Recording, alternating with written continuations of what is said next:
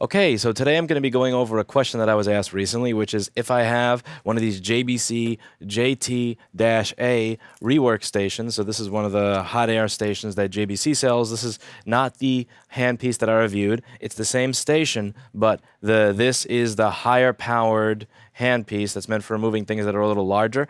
If I had this, if I go to the Weller WHA900 that you recommended, which you can see in my prior review video, will I be disappointed? The reason that there would be anticipated disappointment, this thing, depending on the options that you get, this will go anywhere from $1,700 to $2,000.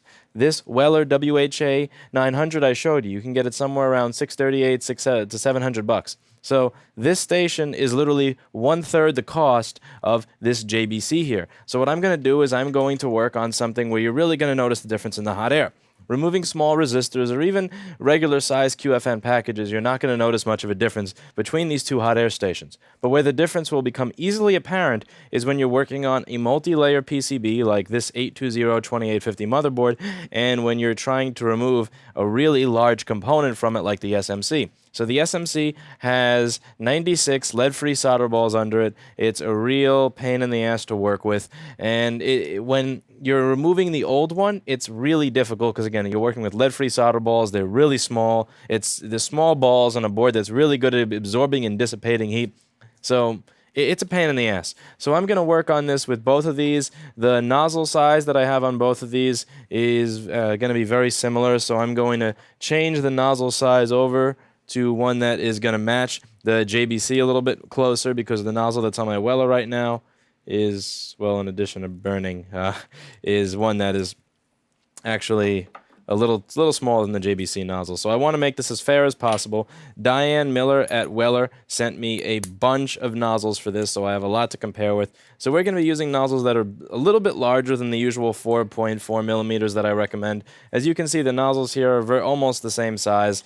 I couldn't get an exact fit. I'm not going to go nuts with this. I'm just trying to answer a basic question, not go on an ordering frenzy. So what I'm going to try to do here is I'm just going to remove a bad SMC from this 820-2850, and then I am going to remove a, well, good SMC from this board in my shit bin, which is a board that may be in my shit bin because it has a bad SMC. So first we're going to start off with the Weller here. So I'm going to turn on the air filter, and I'm going to turn on the Weller.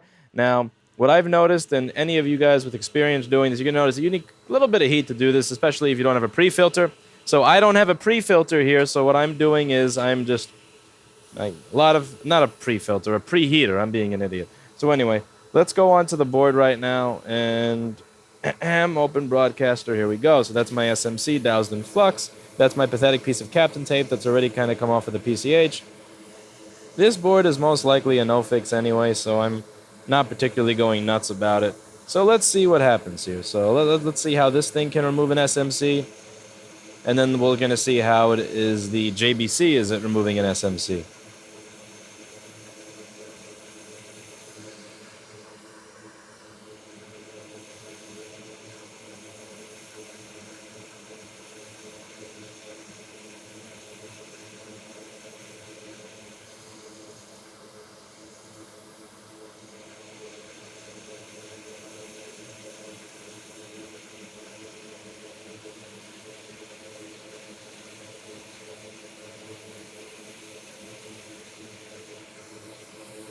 Okay, that's the SMC removed. Now, to make sure that I don't switch this up with the good SMC, yeah, that's where that goes. We take this board and we move it. Now what I'm going to try to do here is I'm going to stop that station. Let's get some flux on this board. That's the dead one. Now what I'm looking to do right here is I'm going to remove this SMC from the donor board with the JBC station. So I'm turning on the JBC station. And this one, so my Weller was at pretty much the highest setting it can go for air and temperature. And the JBC is, well, it's at the highest setting it can go for temperature, which is the 450C, and the air is at 92%, which is virtually as high as it's going to go. And let's see how this is at removing the SMC from the donor board. So again, the question is, will I be disappointed going from the JBC to this? And the reason I think Jessa asked is because she was actually nice enough to send me this thing for my birthday because I liked it so much at the course. So at the course, we were trying to remove a keyboard connector, and the Hacko just wasn't having it. We were doing that method of heating the bottom of the board. And we were heating the bottom of the board, and oh my god, it's already off. That's fucking crazy. Whoa. Okay, I'm gonna try removing an SMC from something that I know is probably dead, just because I gotta see that again. Did you see how fucking fast this thing was? This is fast. My god. Whoa. Let's try this shit again. Okay, so I just grabbed some 2 old boards over here. These are boards where if you catch me actually doing SMC repairs on these, then fucking shame on me. So let's just try. Let's see this again. So we're gonna get the JBC is off. We're gonna turn the Weller on. Let's see, temperature all the way up. I'll put air at 9 out of 10 just to make it a fair comparison. Let's try this again. Let's see.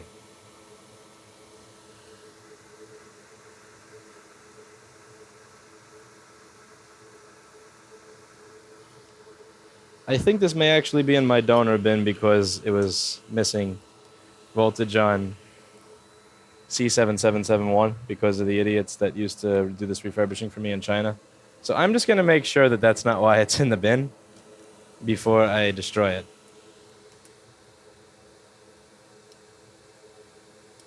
Because I actually just saw that warranty sticker from the company that I used to outsource motherboard repair to, and what that sticker tells me is that this may actually be a fixable board that just wasn't fixed properly the first time.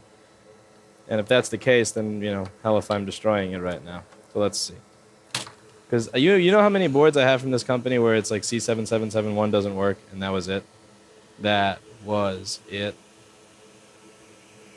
Okay, that's definitely not the case here. Never mind. Never mind. You're dead.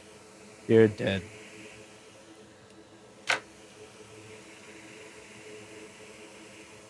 Yeah, never mind. This is not working again for other reasons.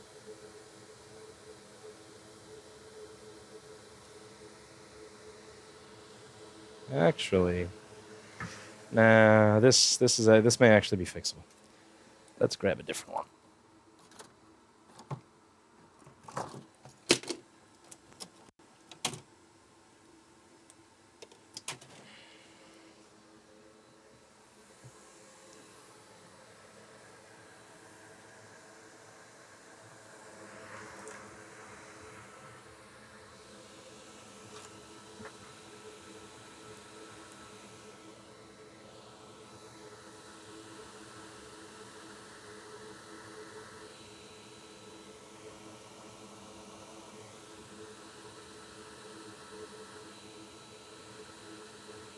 You've got to be fucking kidding me.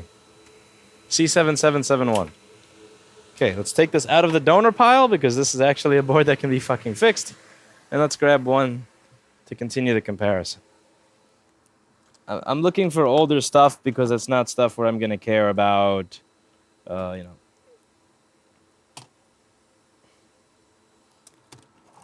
Whether or not I can refurb and resell.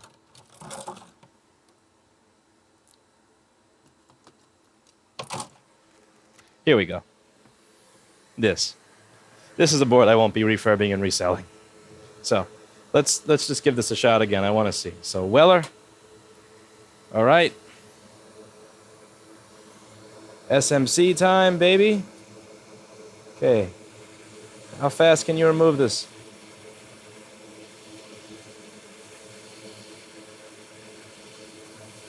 So, I have the temperature all the way up and the air at 9 out of 10.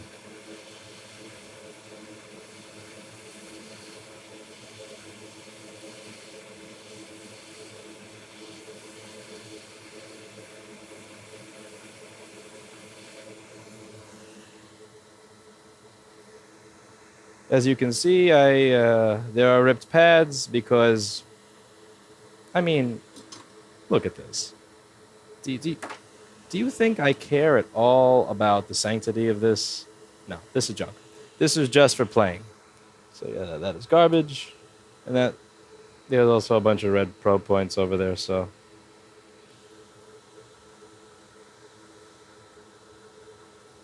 And let's try another one. So now we're going to do the JBC. Okay. And start. The Weller actually had time to get hot. The JBC, I'm starting from resting point. Let's see what the JBC can do.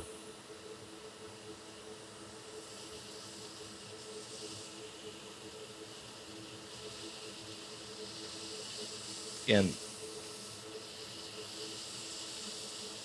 I really would not want to be caught dead replacing the SMC on a board this old, so it's worth it to go over this for a video.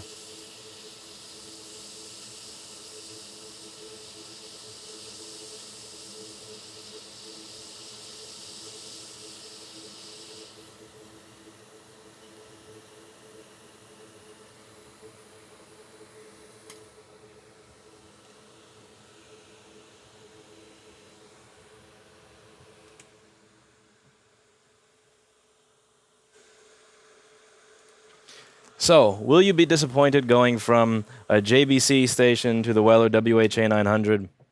Honestly, I feel like the JBC is a little faster at removing things. Obviously, that's not the whole test of a hot air station. The test of a hot air station is not how fast can it remove a component when I turn it all the way up. That's not the way I do my everyday soldering.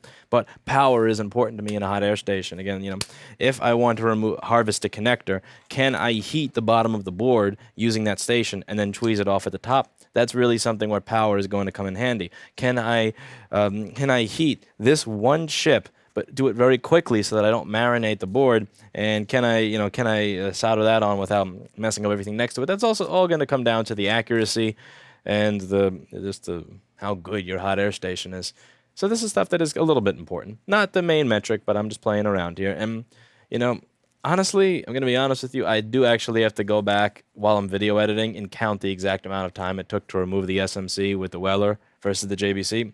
I wasn't looking at the time, I was just kind of going by feel. The first time around, I felt like the JBC was faster. The second time around, I felt like the JBC was maybe 2 seconds faster. I'm not sure. I'm going to go back and see exactly how long it took. But you may be a little bit disappointed, like a really small amount disappointed going from this to that.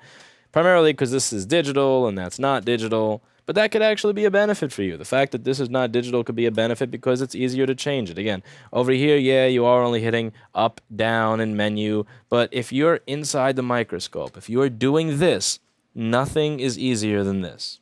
Nothing is going to be easier than this. And one of the other benefits of the Weller that I figure I'll point out here, hopefully people don't think I'm a fucking shill for them by now. One of the benefits of the Weller, so here you have a discrete holder for the iron. See, this is the discrete holder. This takes up some space over here. Now, with the Weller, it's integrated onto the station. So, for example, as you can see here, my setup is not really typical. I have my soldering first, I have my microscope improperly set up. So if I were to actually take the soldering gear off and touch the microscope, it would tip over. So what this is doing here is it's actually keeping my microscope set up from tipping over. Then I have my little alcohol over here because the only time I'm really using it is when I'm sitting right here, but I don't want it over there where it's going to take up space. Now with the JBC setup, what I would have to do is I'd have to take this, I'd have to put it on this little side of the table here, I'd have to move my alcohol, I'd have to move this a little over, so I'd have a little bit less space. The other thing that Weller took into consideration here, which I really appreciate, so on the JBC and the Hakko stations that I've used, they have the plug for the handpiece on the front of the station. Now let's say I'm sitting here, I have my soldering iron has the plug on the front as well. So the wire for the soldering iron would very often get mixed in with the hose and the wire for the hot air station, and they would tangle. The other thing that would happen is while I'm sitting here, since this wire is coming out the front, my elbow would loop around it, my knee would loop around it. Since on the Weller WHA900, it's coming out the back of the station, instead of the front of the station, it's really convenient. It's almost as if somebody at Weller actually realized that somebody's going to be using this on the desk, and that their the soldering stations from Weller have all the connections in the front. Let's make the hot air station with all the connections in the back so that there's no tangling. It's these little details. Like what I said in the JBC review is that there are a lot of little details that JBC takes into account that very few manufacturers do, and it's just all these little things that really add up. And Weller also has a lot of these little things that really add up. And the cool thing about it is, again, $600 something, $1,800 to $2,000. There's a big price difference between these stations. There's a huge price difference between these two stations. And let me tell you, while the JBC is nice gear, amazing gear, This thing is also amazing gear. And this is reasonably priced. And this is not. So, you know, what am I going to recommend? Again, are you going to be disappointed going from this to this? I think there's maybe a 5% chance that you'll be disappointed. Maybe a 5% chance. Because, again, I don't know if it's just the fact that this iron looks more powerful than this, and maybe that placebo effect is what's causing me to think that when I just did this SMC that this was a few seconds faster, or maybe this thing is actually a few seconds faster. I honestly don't know. It really is that close. But here's what I can say. If they're that close in the running, if this is that close to this, that I actually have to go back into my video editing software and see exactly how long it took to remove the chip with this versus that, why is this 3 times as much money? So, you know, I can't talk about disappointment, but for me, what I can say is that my disappointment is not usually based on the actual product itself. It's actually, it's kind of, so it's like a ratio, you know. My disappointment is not really about how the product works. It's a ratio of what did I pay for the product versus what it does.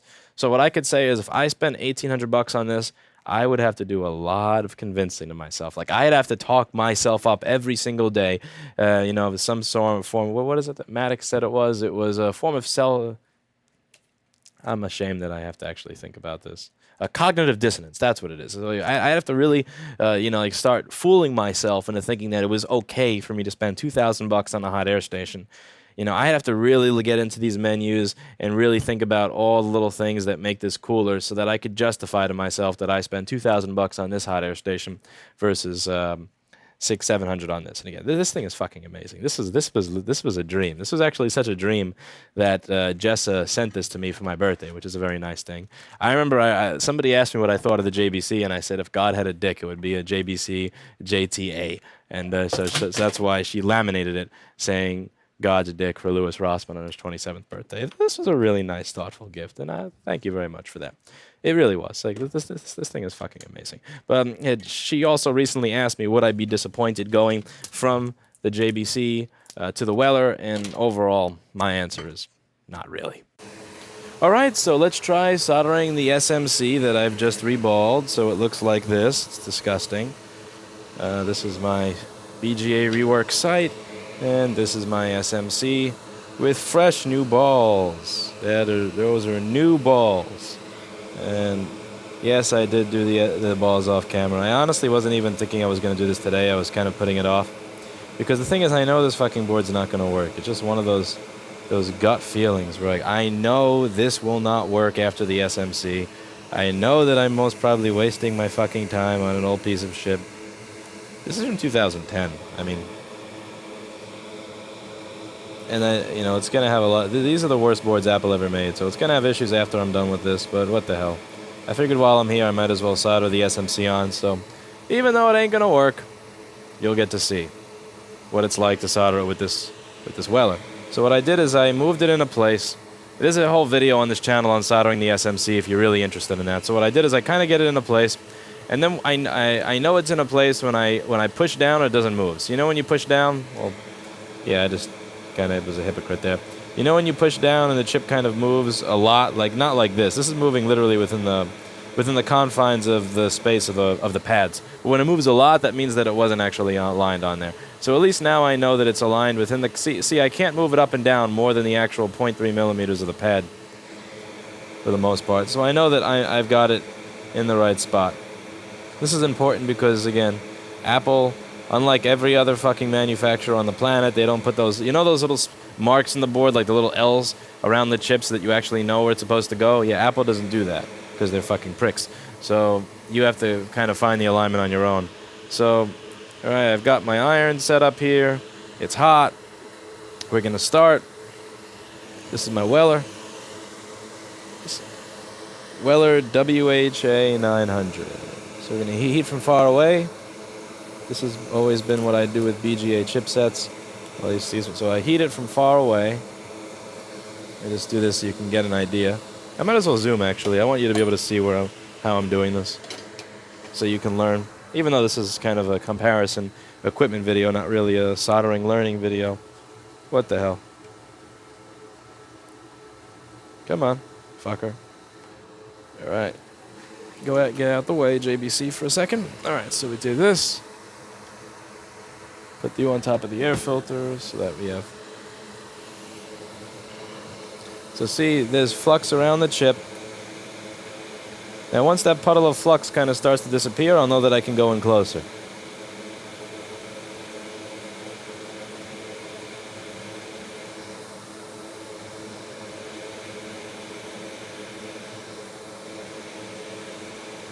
Puddle of flux is still all around.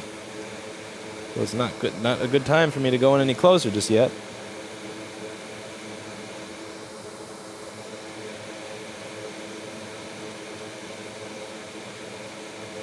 Once that flux around the chip burns away, kind of dissipates, then I'll know that that the board and the chip is probably hot enough that I can go in for the kill.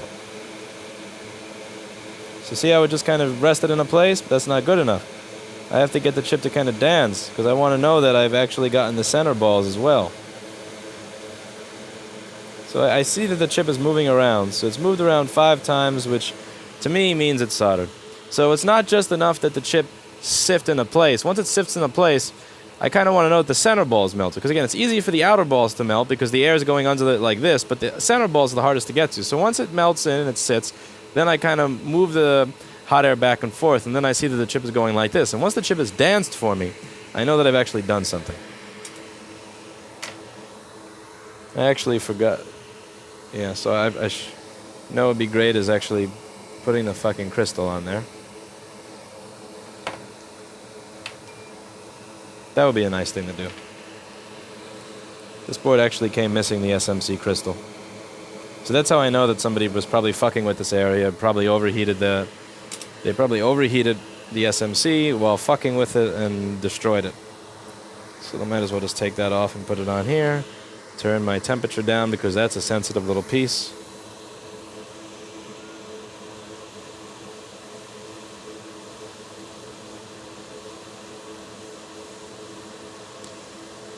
Also, when your SMC is dead, you'll see that your PP bus G3 hot voltage is off by usually about, like, I would say, 3 or 5%. Like, instead of being 12.6, it'll be 12.23 or 12.3 or some bullshit like that. That's just something to be mindful of. I've always said that if the voltage is off by a really small amount, it doesn't matter. But there, it does matter because that's your SMC not telling your PP bus G3 hot circuitry what to actually do.